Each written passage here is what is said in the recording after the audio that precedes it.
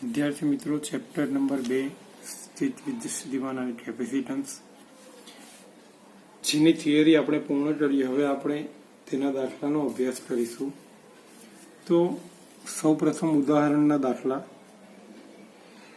જેની અંદર ઉદાહરણ નંબર 1 કે 4 × 10⁻⁷ કુલમ વિદ્યુત ભારથી 9 સેમી દૂર આવેલા પી બિંદુએ સ્થિતિમાનની ગણતરી કરો. ત્યારબાદ તે પરથી એટલે કે જે વિદ્યુત સ્થિતિમાન મળે છે એના પરથી 2 × 10⁻⁹ કુલમ વિદ્યુત ભારને અનંત અંતરેથી પી બિંદુએ લાવવા માટે કરેલા કાર્યની ગણતરી કરો. શું જવાબ વિદ્યુત ભારને જે માર્ગે લાવવામાં આવે છે તેના પર આધારિત છે? એટલે વિદ્યુત ભારને લાવવા માટે થયેલ કાર્ય એ માર્ગ પર આધારિત છે કે નહીં તે પણ સમજાવો. તો સૌ પ્રથમ તો આપણા જવાબની અંદર તમે જોઈ શકો છો કે અહીંયા તમને એક વિદ્યુત ભાર આપેલો છે કેપિટલ ક્યુ. પહેલા એ આપણે શોધીશું, જેમાં આપણને એક વિદ્યુત ભાર કેપિટલ ક્યુ બરાબર આપેલ છે 4 × 10⁻⁷ કુલમ.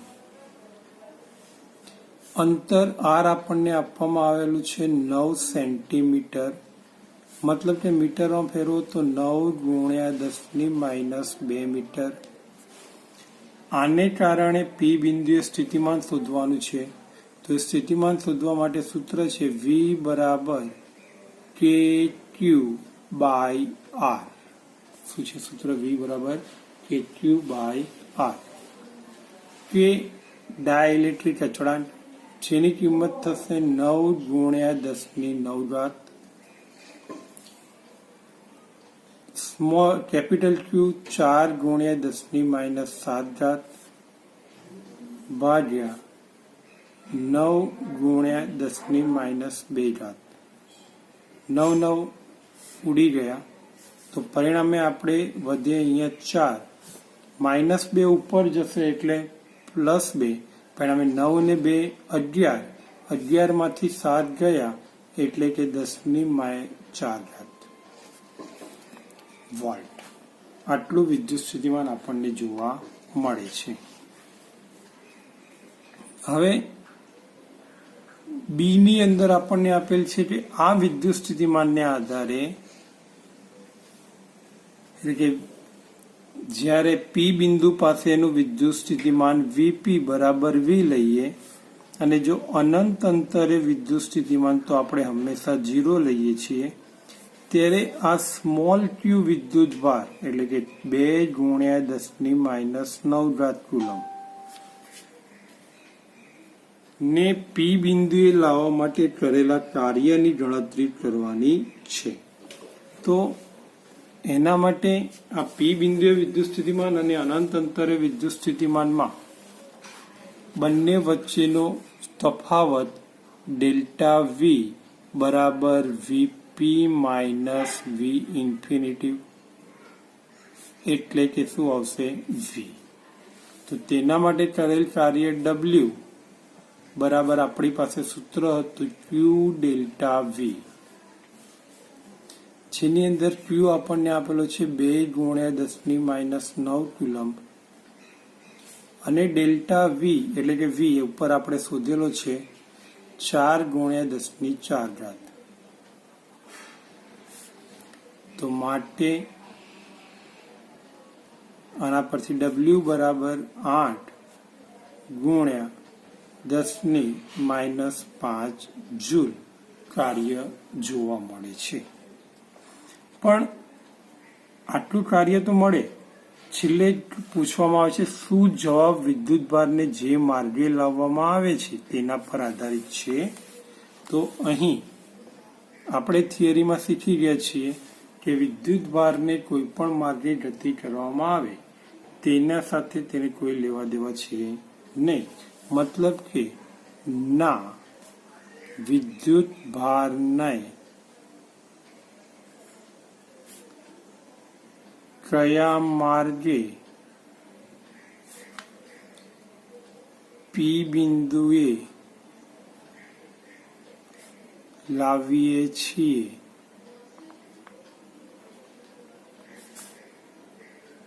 તે માર્ગ પર થતું કાર્ય આધાર રાખતું નથી. બરોબર છે.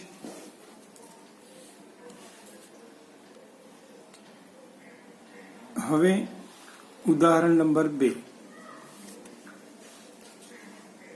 કે બે વિદ્યુત ભારો 3 ગુણ્યા 10⁻8 કુલમ અને -2 ગુણ્યા 10⁻8 કુલમ એકબીજાથી 15 સેમી અંતરે રહેલા છે. એટલે બે વિદ્યુત ભારો વચ્ચેનું અંતર કેટલું છે? 15 સેમી. તો બે વિદ્યુત ભારોને જોડતી રેખા પરના કયા બિંદુએ વિદ્યુત સ્થિતિમાન શૂન્ય હશે? બરોબર છે. તો તેના જવાબની અંદર ધારો કે આપણને બે વિદ્યુત ભારો આપેલા છે, જેની અંદર એક અહીંયા અને એક અહીં.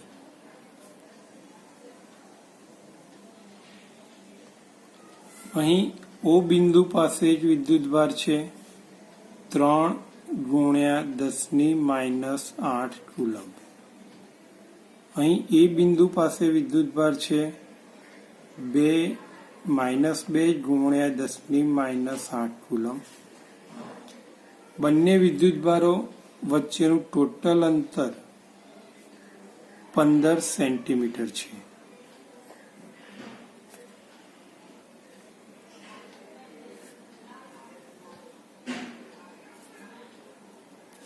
બરોબર. હવે ધારો કે આ બંને વિદ્યુત ભારને જોડતી રેખા પરનું કોઈ એક આ બિંદુ P છે. તો આ P બિંદુ પાસે વિદ્યુત સ્થિતિમાન શૂન્ય થાય છે તેમ આપણે ધારી લઈએ છીએ. તો O બિંદુથી P બિંદુ અહીં બે શક્યતાઓ જોવા મળે. શક્યતા નંબર 1 પહેલી, O બિંદુ અને એ બિંદુની વચ્ચે P બિંદુ આવેલું છે, એટલે એ બિંદુથી ડાબી બાજુ છે. તો અહીંયાથી આનું અંતર h થશે. તો આ A થી તેનું અંતર કેટલું જોવા મળશે? 15 - h. તો પરિણામે શક્યતા નંબર 1 માં ધારો કે P બિંદુ એ ની કઈ તરફ આવે છે? ડાબી તરફ છે.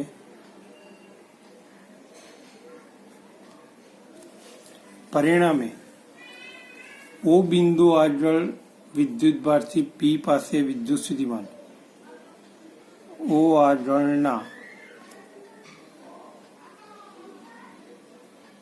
વિદ્યુત ભારને કારણે P પાસે સ્થિતિમાન V1 બરાબર સૂત્ર આપણી પાસે છે KQ1/R1.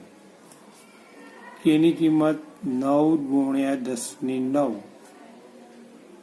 Q1 3 ગુણ્યા 10⁻8 અને R1 એટલે કે h સેન્ટીમીટરને હું મીટરમાં ફેરવી દઈશ ગુણ્યા 10⁻2. બરોબર. એ જ પ્રમાણે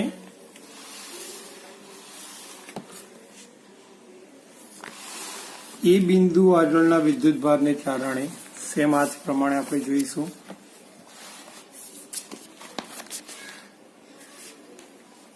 કે એ બિંદુ આગળના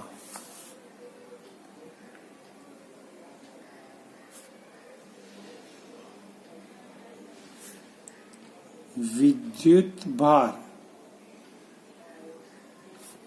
ને કારણે P પાસે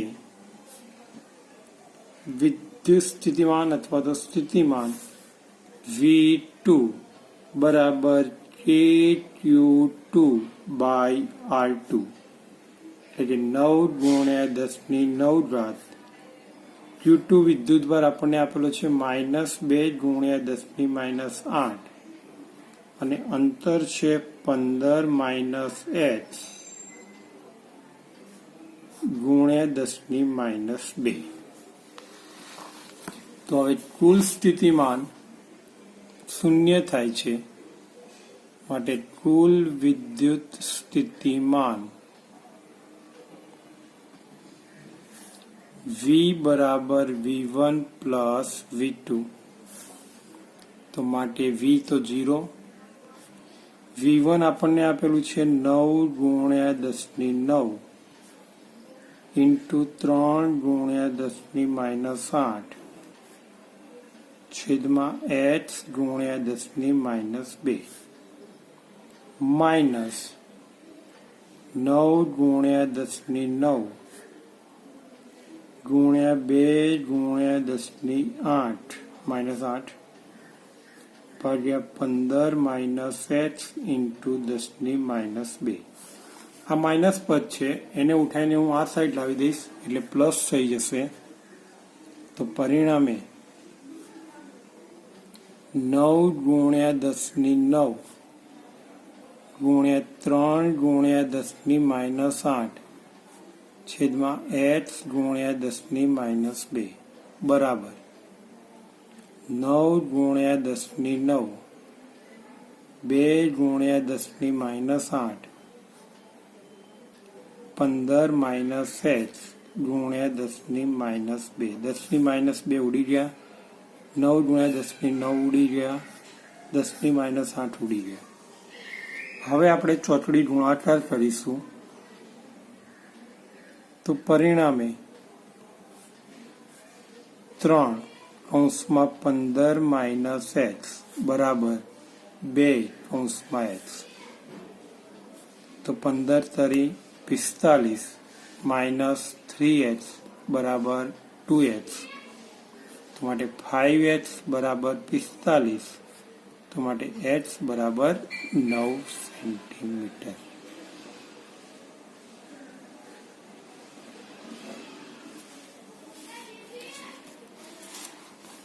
બરોબર, આ શક્યતા નંબર 1 છે. હવે શક્યતા નંબર 2 કે ધારો કે પી બિંદુ એ એની જમણી તરફ છે. પી બિંદુ એની કઈ તરફ છે? જમણી તરફ. તો કંઈક આકૃતિ તેની આ રીતે બનશે.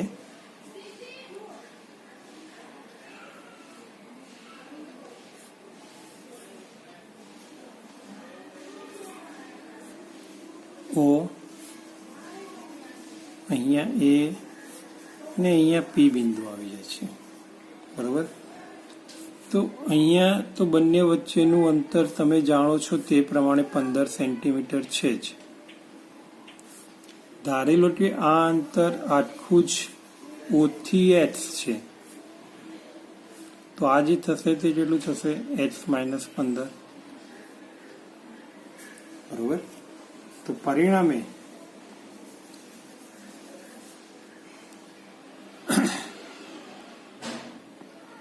O આગળના વિદ્યુત ભારને કારણે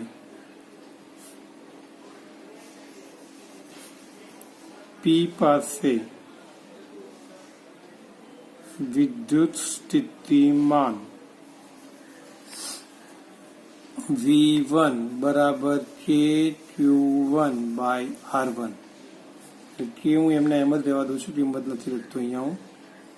O પાસે વિદ્યુત સ્થિતિમાન આપણે આગળ લખ્યું હતું તે પ્રમાણે 3 ગુણ્યા 10⁻8 અને R1 બરાબર h ગુણ્યા 10⁻2. બરોબર છે. એ જ પ્રમાણે એ આગળના વિદ્યુત ભારને કારણે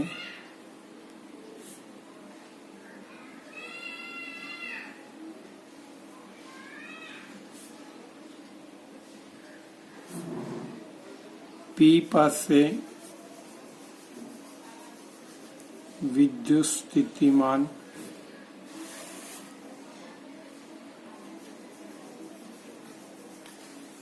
V2 બરાબર Q KQ2/R2 કે એ પાસે વિદ્યુત ભાર છે -2 ગુણ્યા 10⁻8 ભાગ્યા H -15 10⁻2. તો કુલ વિદ્યુત સ્થિતિમાન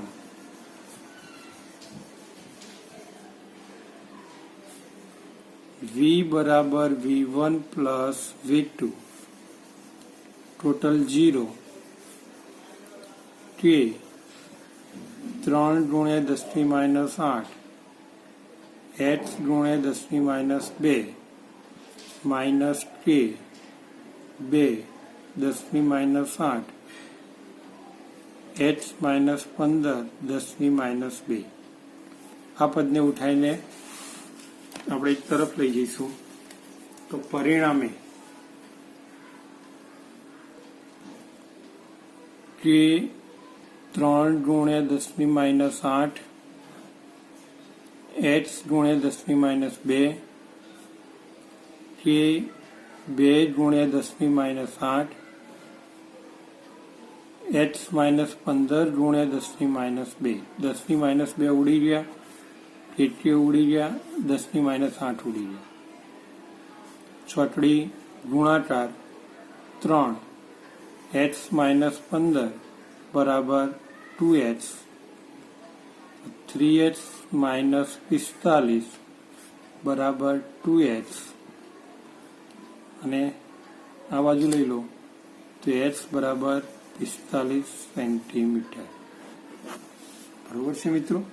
તો અહીંયા એક વસ્તુ ધ્યાન રાખવાનું કે જ્યારે પણ તમે ગણતા હો છો ત્યારે તટસ્થ બિંદુ કેટલા અંતરે આપેલું છે, એટલે કે ધન વિદ્યુત ભાર હોય ઓ બિંદુ ભારે ત્યારે આપણને 9 સેન્ટીમીટર અંતરે મળે અને ઋણ વિદ્યુત ભાર છે તે 45 સેન્ટીમીટર અંતરે જોવા મળે છે.